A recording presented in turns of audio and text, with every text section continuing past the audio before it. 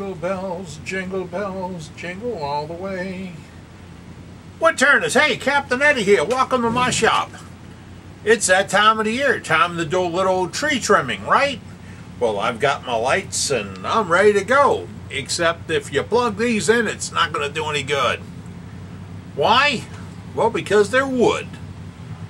That's just for effect, right? You want to know what we're doing? All you gotta do, watch. This is a fun little project.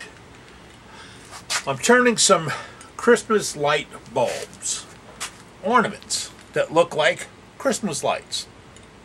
Now, most of you guys, I'm a kid to some of you guys, and you remember when we had to sit down by the tree and screw in and test every bulb, because if one went out, the whole string went out, and those are big fat bulbs, and when you went to you have to, you remember all that? I remember. I also remember when it came out, those other ones that worked better, my dad putting the scissors to all those things and throw them away. Yeah. Well, it's that time of the year, and this is a special little trinket or ornament, and it's a fun little project. Now, I have 12 or 14 of them on here. Once I got rolling, I did about 18 in an hour and a half. And you don't do a whole lot more than that. But when you do it, you're going to want to use some green sisal cord. And I got this at Lowe's this morning. And I just put the ornaments where I need them and crimp down on a little piece of wire so I don't have any screw eyes involved. And I put a little plug on it. I love this. I gave them to one of my in-laws a couple of years ago. And she went over to the outlet and wanted to stick it in the outlet. And I said, they're wood. She said, but they got a plug. You gotta love them, right? You gotta love them. You're married into the family. It's part of the rule. You gotta love them. Okay, now, turn these, have a little fun. Now, I did this with markers. So before you get started, go raid your grandkids' marker stash, or if you've got kids, you youngsters, go raid your kids' marker stash and get some markers. And for you guys that don't have those, just go to Walmart or Walgreens or any other wall things and pick up some markers. And the inked ones that are permanent are better than the others, because the others, there's some reaction to the liquid based and super glue, and you do have a little super glue holding the wires in and all. And if you want to get real fancy, let's extend it to where you turn them, take them off, and spray them or dip them in colored paint and let them dry, and maybe put a little gold. Well, this is only the beginning. Wonder how we do it? Come on, let's crank up a lathe. Let's talk basics now. This is just my drill chuck. I bought this at Harbor Freight. $6, $7 in case you don't have one. I've dropped the key in the sawdust back there, but don't need it, right? This is my block. It's a heavy 3/4 by about 1 3/4 inches long. Throw those numbers away right after you write them down, okay? It's about that big by that big by that big. I drilled a hole in the end of it and I stuck a 1/4 inch hardwood dowel in it. Now I got a second way to do this. I'm going to show you in a few minutes, okay? But for right now, let's work with this one. Now, this is some of that real old cypress I have, that old growth stuff from out back, 1,000 years old. I'm going to put it in my drill chuck, leave a little freeboard over here, which means I'm not going to jam it hard up against the drill chuck, all right? Now, tightening it down is a trick. You just grab this drill chuck end and you grab the hand wheel and you do that. Gee, I don't need that chuck key, huh?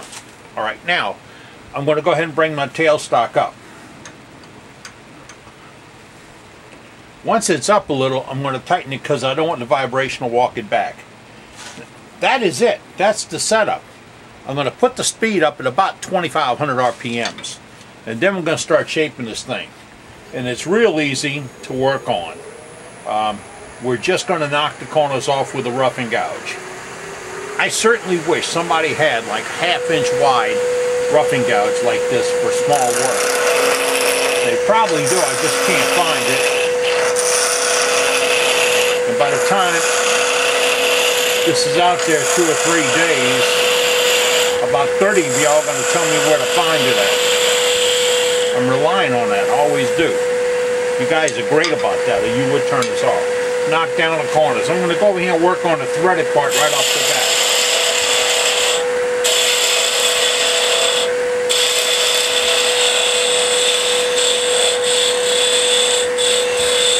Why do I work from that end out? Well, mainly because it's just easier. Only because I've just put a depression in this end and I want to avoid it. Now, I normally just take the piece and hold it up and say, okay, I got to go down another 1/16 of an inch.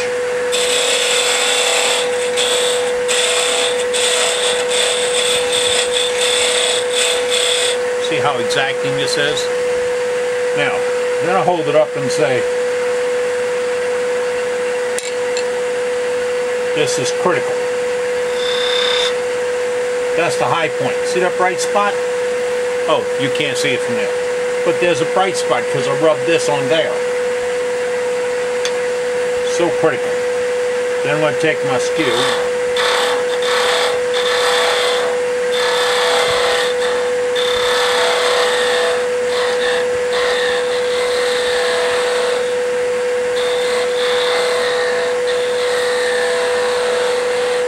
Go down here.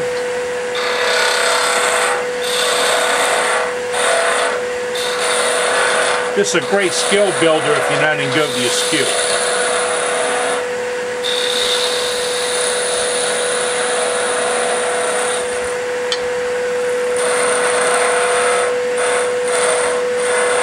Why did I do that? Because I don't want to hit the steel part on the other steel part.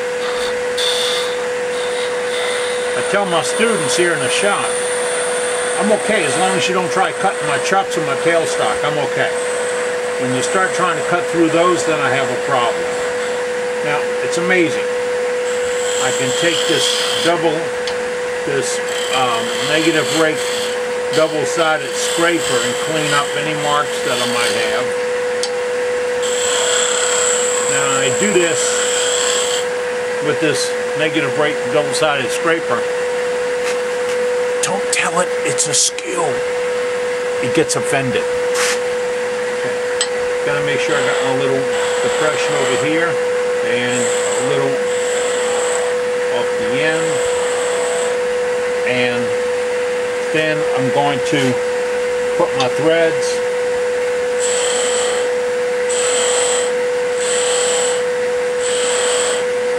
on the end, and how do they say it? Voila! That's it. That's all there is to it. We're going to do it again with you looking over the top. Right? Right. Let's go through it one time from this end. Regular chuck. I'm going to put this in and tighten it up. That's all we need. Bring up the tailstock, put a little snug on it.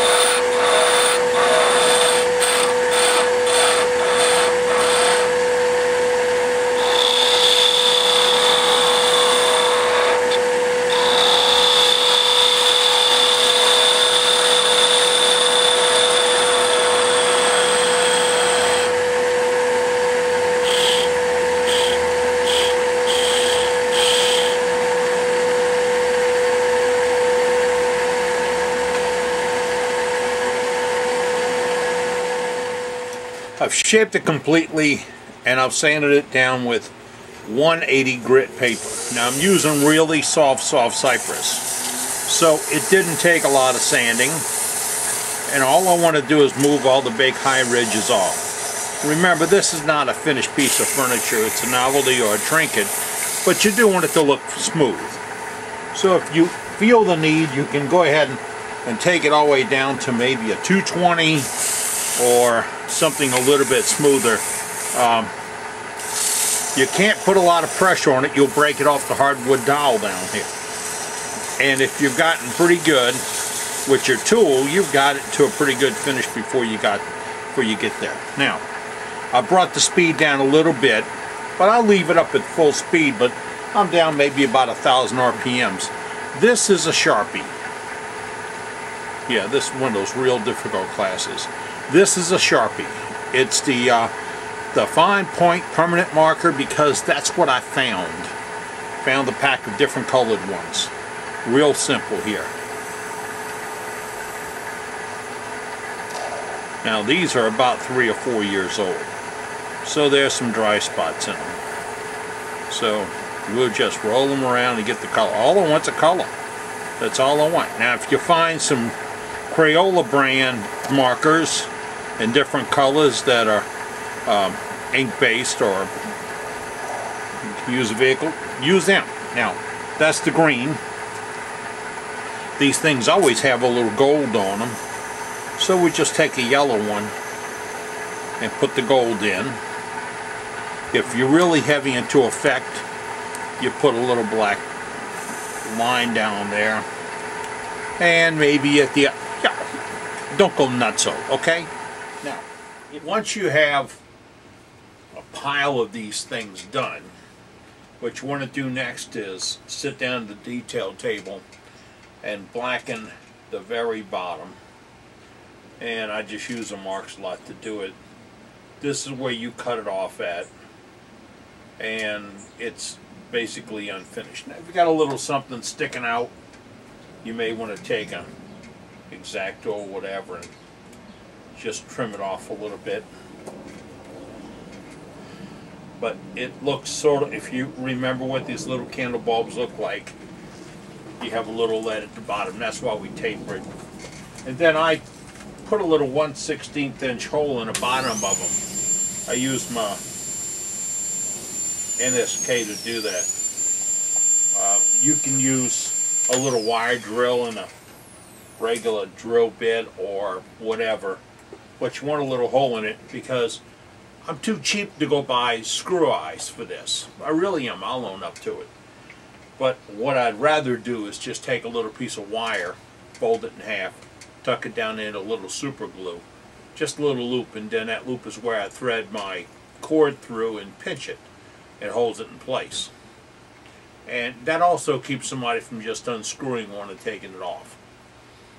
You don't know the kind of family I have. They would just pocket them, yeah.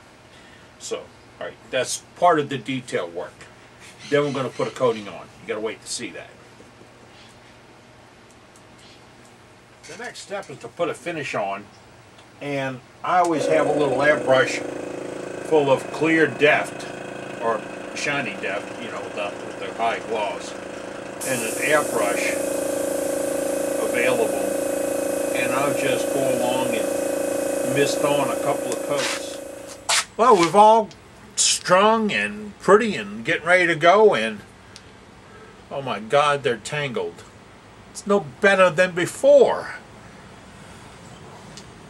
Wish Dad was here with his scissors. Mom's probably looking down from heaven saying, "Ha! You didn't do it right. You need to wrap it around a piece of cardboard."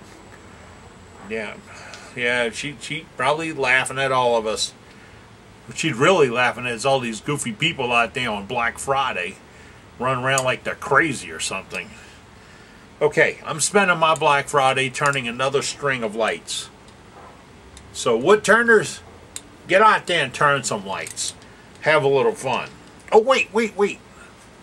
If you turn a project from something I've showed you on one of our tips or hints or whatever, send me a photograph. I'm getting ready to rebuild the website at eddiecastellan.com. That's my website right here, eddiecastellan.com. And one section is going to be your gallery. Yeah, so you do something, you turn it, send me a couple of pictures of it. I'll add it to your gallery on my new website. I hope to have that up sometime in early January. I'm going to have a little fun with it. Until next time, I'm Captain Eddie Castellan. I'm making shavings. I untangled them and then tangled them back up again, didn't I?